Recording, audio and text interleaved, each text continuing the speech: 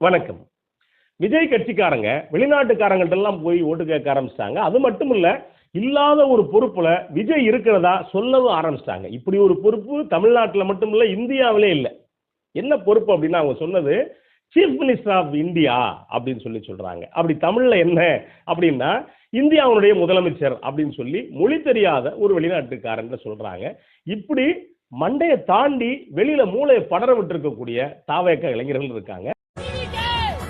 இதையும் தாண்டி மக்களுக்காக எதிர்கால இந்தியாவை கட்டமைக்கக்கூடிய இன்னொரு பகுதியான இளைஞர்கள் இருக்காங்க. தீபாவளிக்கு மறுநாள் செய்கிற தூய்மை பணியை இந்திய ஜனநாயக வாலிபர் சங்கத்தின் சார்பில் மதுரையில 6வது வருஷமா செஞ்சுக்கிட்டு இருக்கோம். யார் அந்த இன்னொரு பகுதி இளைஞர்கள்? தாவேக்காவில் இருக்கக்கூடிய இளைஞர்கள் எப்படிப்பட்டவங்க? எல்லாத்தையும் சேர்த்து தான் இந்த தொகுப்புக்குள்ள பார்க்க போறோம். ஏறத்தாழ ஒரு மாசம் ஆகி போச்சு கரூர்ல அந்த துயர சம்பவம் நடந்து.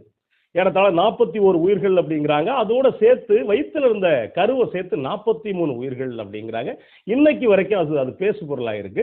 விஜய் தரப்புல இருந்து இந்த சாவையும் காசு பார்க்கறதுக்கான எல்லா ஏற்பாடையும் பண்ணிக்கிட்டு இருக்காங்க. அது இன்னொரு காரணம் என்னன்னா, எப்படியாவது வந்துடணும் அப்படிங்கிற இந்த பதவி வெறி. இதுல இதுவரைக்கும் விஜய் தரப்புல இருந்து மன்னிப்பு அப்படிங்கிற ஒத்த வார்த்தை கேட்கல. அதுலயும் அவர் விஜயோடைய அப்பா என்ன பண்ணிட்டாரு, நீ ஏன் ரத்தம்டா அப்படின்னு அவர் ஒரு பக்கம் குதிக்கிறாரு வயசான காலத்துல. சரி, இன்னொரு பக்கம் இவங்க என்ன பண்ணிக்கிட்டு இருக்காங்க அப்படின்னா, வி ஸ்டாண்ட் வித் விஜய் அண்ணா அப்படின்னு அங்க இருக்க இளைஞர்கள் போட்டுக்கிட்டு இருக்காங்க. வி ஸ்டாண்ட் வித் விஜய் அண்ணா. உண்மையிலே நிக்க வேண்டியது யார் பக்கம்? அந்த இறந்த அந்த குடும்பத்து பக்கம் நிக்கணும். அதுதான் அறம் அப்படிங்கிறது. அறம்னா ஒரு சிலப்பதிகாரத்துல ஒரு சொல்லு உண்டுங்க, அரசியல் பிழைத்தோருக்கு அறம் கூற்றாகும் அப்படின்னு சொல்லியிருப்பாரு இளங்கோவடிகள். இதை ஏன்னா இந்த இடத்துல சொல்றேன் அப்படின்னா, அறம் அப்படிங்கிறது வேற ஒண்ணும் இல்லைங்க, மனசாட்சியும் சூழலும் தான் ஒருத்தரை வாட்டி வதைச்சிரும். இன்னைக்கு நல்லா இருக்கலாம், நாளைக்கு அந்த நிலைமை மாறும் அப்படின்னு வச்சுக்கோங்களேன். 41 உயிர்கள் பலியானது அப்படிங்கிறது திட்டமிட்டா அப்படிங்கிறது கேள்வி இருக்கு, அது வேற. ஆனா நம்ம சூழலால நடந்துச்சு அப்படின்னு இதுவரைக்கும் அவங்களும் கேட்கல. இன்னொன்னு, கிட்டத்தட்ட 20 நாள் கழிச்சு பணம் போட்டு விட்டுருக்காரு. அதுலயும் எங்களை ஏன் சேர்த்தீங்க சிபிஐ வழக்குல அப்படின்னு கேட்டதுக்காக அந்த 2 பேருக்கும் பணம் போடல அப்படின்னு சொல்றாங்க. இப்போ வரைக்கும் ஒரு நெகிழ்வா எந்த ஒரு விஷயத்துக்கும் இல்லை. இதுவரைக்கும் விஜய் வெளியிலே வராம இருக்கார். இப்ப சென்னையில மழை வெள்ளம், முதலமைச்சர் ஒரு பக்கம் போய் பார்க்கிறாரு, துணை முதலமைச்சர் ஒரு பக்கம் போய் பார்த்துக்கிட்டு இருக்காரு, இன்னும் பல தலைவர்கள் போய் பார்த்துக்கிட்டு இருக்காங்க. ஆனா இப்ப கூட எந்த வித இதுவும் இல்லை. ஆனா ஒரு சில பேர் என்ன கேட்கறாங்க அப்படின்னா, ஒரு சில யூடியூபர்களும் சரி, ஒரு சில அந்த இணையவாசிகள் என்ன சொல்றாங்க அப்படின்னா, உங்கள் ஓட்டு இதுக்கா அதுக்கா? செத்துன்னா ஒரு மாசம் இல்லையா, அது எப்படியா உங்கள் ஓட்டு அதுக்கா இதுக்கா அப்படின்னு கேட்குறீங்க?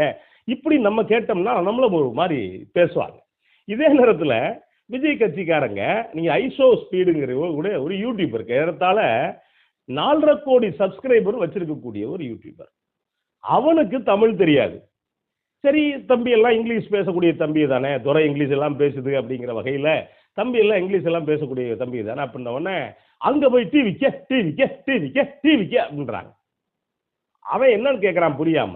அடுத்து தளபதி அப்படின்ன உடனே அவன் பார்த்துட்டு, வாட் தளபதி அப்படின்ட்டு ஏதோ தேடி பார்க்கறான்.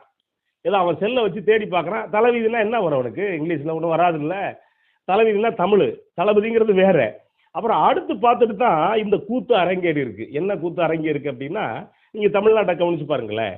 Chief minister of Tamil Nadu, prime minister of India, இதானே ஒரு மாநிலம் அப்படின்னா அதுக்கு ஒரு முதலமைச்சர் இருப்பார்.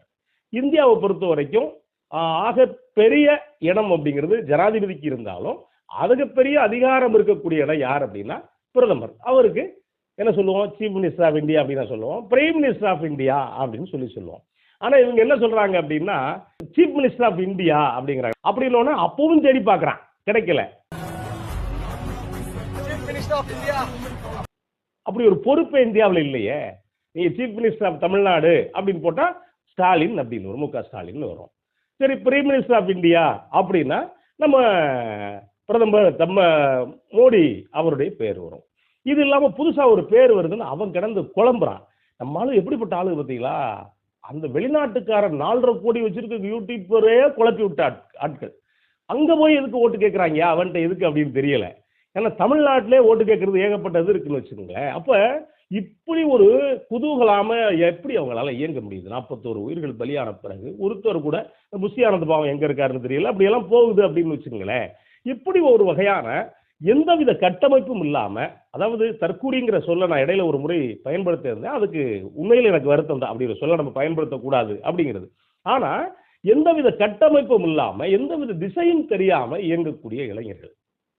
இடையில ஒரு பையன் பேசியிருந்தார். அவர் என்ன பேசியிருந்தார் அப்படின்னா, என்ன தமிழ்நாட்டுக்கு நிதி கொண்டு வராம இங்கே ஒசூருக்கு போய் நிதியை கொண்டு வராரு முதலமைச்சர் அப்படின்னு ஒரு வார்த்தை கேட்டிருந்தார். ஒசூர் தமிழ்நாட்டில் தான் இருக்கு அப்படின்னு தெரியாத ஒரு பையன். இப்படியான இது வச்சுக்கோங்களேன். இன்னொரு பக்கம் வாங்க. இன்னொரு பக்கம் இப்ப தீபாவளி நடந்துச்சு. தீபாவளி நேரத்துல எக்கச்சக்கமான ஒரு பக்கம் கொண்டாட்டம், ஒரு பக்கம் இதுக்கு நடுவுல பல பேர் போக்குவரத்துல சிக்கி தவிச்சாங்க. அந்த அளவுக்கு நெரிசல். அந்த 2-3 நாள் சென்னையே வெட்ட வெளியா கிடந்துச்சு. பெரும்பாலான ஆட்கள் சென்னையை விட்டு நகர்ந்துட்டாங்க அப்படின்னு வச்சுக்கோங்களேன்.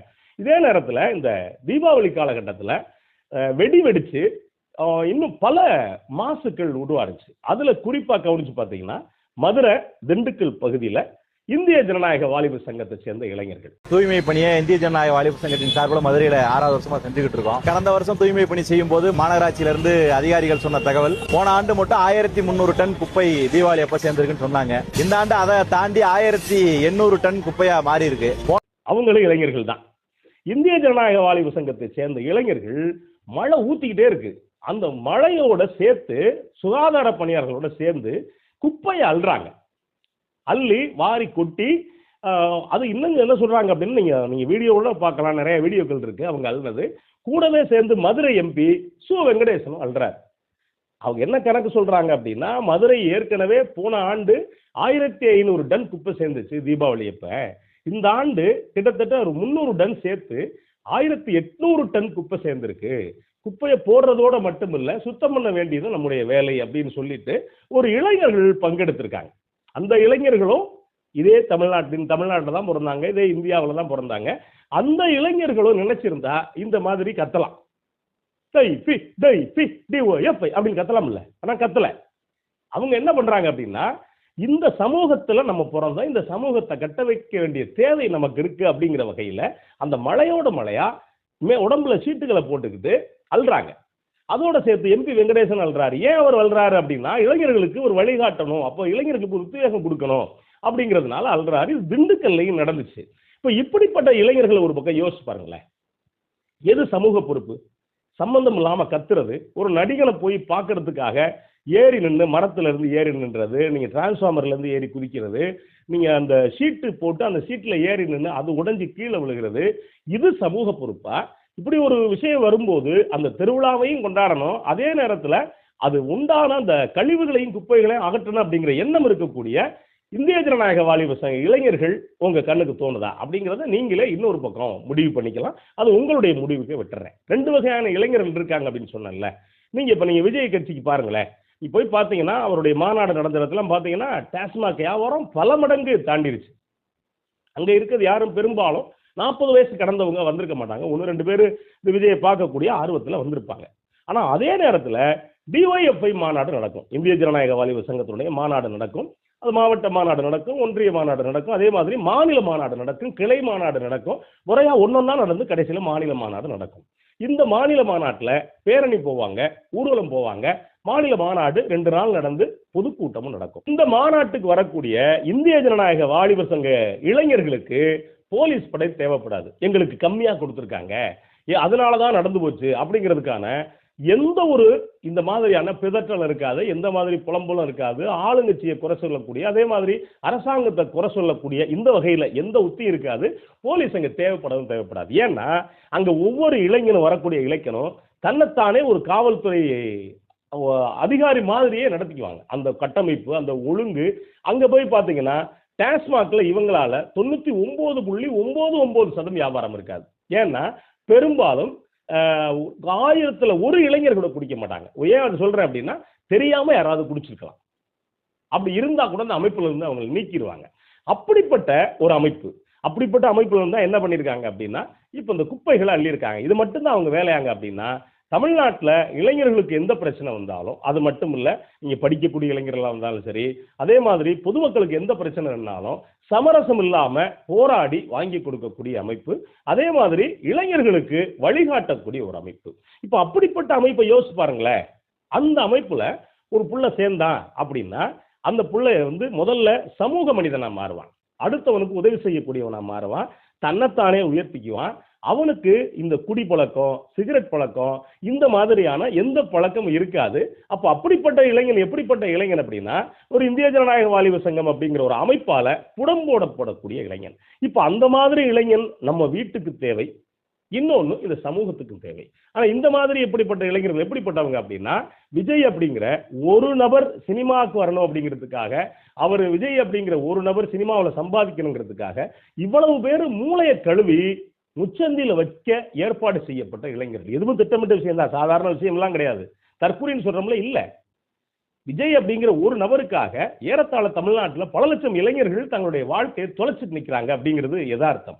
அதோட சேர்த்து அடுத்து விஜய் அண்ணா என்ன பண்ணணும் அப்படின்னா, முதலமைச்சரா வரணும், அதுக்கு என்ன வேணாலும் செய்யலாம் அப்படின்ட்டு அவங்க சொந்தமா யோசிக்காம இந்த மாதிரி வி ஸ்டாண்ட் வித் விஜய் அண்ணா அப்படின்னு போடுறது, விஜயை பத்தி ஏதாவது பேசினா ஏட்டிக்கு புட்டியா சமூக ஊடகங்களை திட்டுறது, இதெல்லாம் திட்டமிட்டே அவங்களுக்கு சொல்லக்கூடிய விஷயங்கள் அது பண்றது. இதையும் தாண்டி இதுதான் அது இந்தியாவுடைய முதலமைச்சர் நம்ம விஜய் அப்படின்னு சொல்லி சம்பந்தமே இல்லாம ஒரு யூடியூபர்கிட்ட போய், தமிழ் தெரியாத ஒரு யூடியூபர்கிட்ட போய் சொல்லி அவன் குழம்பிப்பான் என்ன கண்டிஷன்ல இருக்கான் அப்படின்னு தெரியல. அப்படிப்பட்ட இளைஞர்கள் யார் இந்த நாட்டை இந்த மக்களுக்காக வாழக்கூடியவங்க அப்படிங்கிறது நம்ம தேர்ந்தெடுக்க வேண்டிய தேவையும் இருக்கு. நம்ம பிள்ளைங்க எந்த அமைப்பு சார்ந்து வளரணும் அப்படிங்கிற தேவையும் இன்னைக்கு இருக்கக்கூடிய பெற்றவங்களுக்கு இருக்கு அப்படிங்கிறதா யதார்த்தம். நன்றி, வணக்கம்.